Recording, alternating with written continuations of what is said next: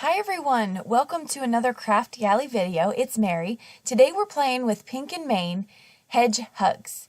And these little guys want to tell you love is in the air. You can see it all throughout this card. So we're going to get started by stamping out our images. I'm going to do a tiny bit of masking and building up a little bit of a scene.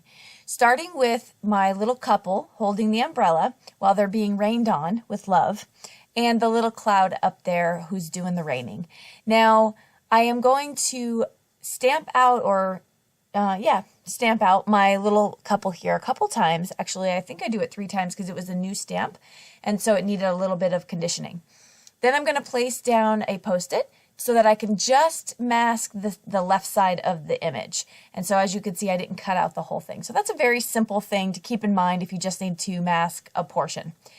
Then I'm going to place down the umbrella that's upside down, that's catching all the love, and I'm going to stamp that out to kind of finish my scene at the bottom. Okay, so I get that all done. Now I am using Memento black ink, and that's so that I can use alcohol markers and it won't bleed. That's very important to know. Make sure you're using the right ink for the right medium because you don't want to get all this work done and then just start messing up your project. I wanted to have the hearts extend all the way down through the air, and so I went to an Avery L stamp set that I have, and I pulled out a heart that was comparable or comparable, however you say it. You say tomato, I say tomato, but I wanted it to match as closely as it can, and that's what I found. It's not as round as the top hearts, but I think in the end you really don't notice it. Well, you will now because I pointed it out. But generally speaking. Okay, so I am going to show you the colors I'm using. It's the easiest way for me to tell you what I'm using in the video.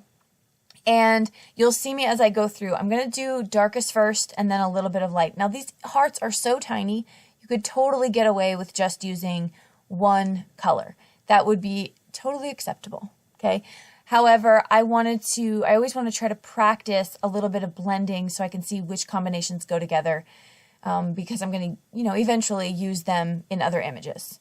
So as you can see, I'm now on the reds. I used DR5 and DR1. I originally started off with a lighter red. It didn't work out so well. Now, I have to tell you, full disclosure, my shading is not technically accurate, I guess we could say. They're in the rain, right? So they're going to be under this umbrella completely shaded 100%. So I did my best. I wanted to show a little dimension in the coloring. That's why I used the different colors to shade and darken, etc.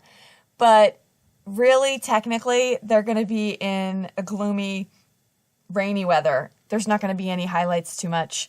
So just go with it. It's art. It's whatever.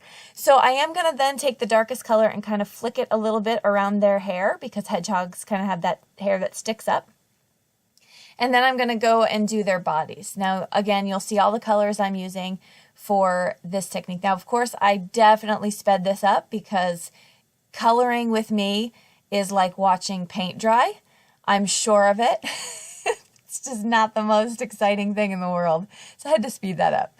I'm going to take a black marker and I am going to just color my handles black. I was stuck on what color to make these umbrellas. So I took to Pinterest and I said, what other color combinations are people putting together with pink and reds? And I saw this really pretty blue turquoise color. I thought it went really well. I loved the way it turned out. It just added another pop of color instead of just keeping with this consistent pink and red. I also did color her bow and her hair pink, and then the flower he's holding is purple.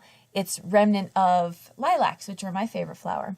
And that's a shame because lilacs don't hold up in anything.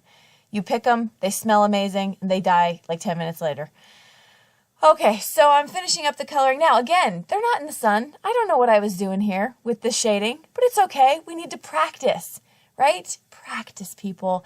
And this is a non-example right here of what not to do. Okay, I'm using my Lawn Fawn stitched rectangle dies, and I'm going to just cut that out. That's the second largest. And I'm going to make this sort of a clean and simple card. I'm going to take out my Martha Stewart Score Buddy, and I'm going to score that at 5.5 because this is an A2 sized card, which is 4 1/4 by 5.5. I'm going to use my Teflon folder to make that nice and crisp. And then I am going to pop some fun foam on top, underneath the panel. And then of course I have to use some tape runner to do both sides. So I'm just going to adhere my card together, and we're almost done. I just have a couple little extra accents that I want to put on the card just to kind of make it sparkle and shine a little bit more. So once I get that affixed, I am going to take my Spectrum Noir sparkle pen, and I am going to fill in every single heart as well as the umbrella. So I thought that added something really nice to it. And then I don't show it here, but I use a Sakura black gel pen for their noses. And that will do it for the card. Thank you so much for joining us over here at the Kraftgali channel. And below is the link to the store, so don't forget to hop on over there and see all that the store has to offer. It's amazing, amazing value. Thank you so much again for joining us. And until next time, have a wonderful day. Bye-bye.